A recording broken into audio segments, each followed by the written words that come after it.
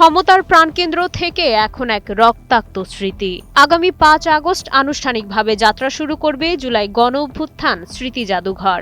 সাবেক প্রধানমন্ত্রী শেখ হাসিনার বাসভবন গণভবনে এখন শেষ মুহূর্তের প্রস্তুতি। কিন্তু ঝাঁ চকচকে এই আয়োজনের পেছনে রয়ে গেছে একটি বড় প্রশ্ন, কারা দেখভাল করবে এই জাদুঘর? কারণ উদ্বোধনের দিনক্ষণ চূড়ান্ত হলেও এখনও নিয়োগ হয়নি জাদুঘরের নিজস্ব কোনো জনবল।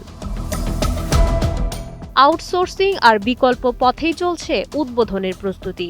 জাতীয় জাদুঘরের ১৮ জন কর্মকর্তা সামলাচ্ছেন বাড়তি দায়িত্ব। নিয়োগ প্রক্রিয়া নিয়ে তৈরি হওয়া বিতর্ক আর জটিলতাও কম হয়নি। নতুন পর্ষদ গঠনের পর এখন দ্রুত জটিলতা কাটার আশা তৈরি হলেও উদ্বোধনের দিন নিরাপত্তা ও টিকিট বিক্রির মতো জরুরি কাজগুলোও চলবে অস্থায়ী ব্যবস্থাপনায়। ২০২৪ সালের ৫ আগস্ট ধ্বংসস্তূপে পরিণত হয়েছিল গণভবন। সেই ইতিহাসের স্মৃতি ধরে রাখতেই অন্তর্বর্তী সরকারের উদ্যোগে তৈরি হয় এই জাদুঘর। প্রায় ১১১ কোটি টাকা খরচে নতুনভাবে সাজানো হয়েছে এই প্রাঙ্গণ। কিন্তু সরাসরি ক্রয় পদ্ধতি, বিতর্কিত দরপত্র আর আপ্যায়ন বিলের বাড়তি খরচ নিয়ে উঠেছে নানা প্রশ্ন। সেই বিতর্ক সঙ্গে নিয়েই অবশেষে যাত্রা শুরু করবে জাদুঘরটি।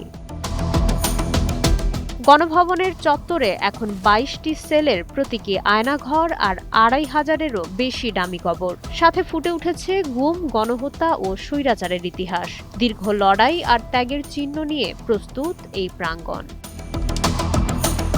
ডেস্ক রিপোর্ট, সময়ের আলো।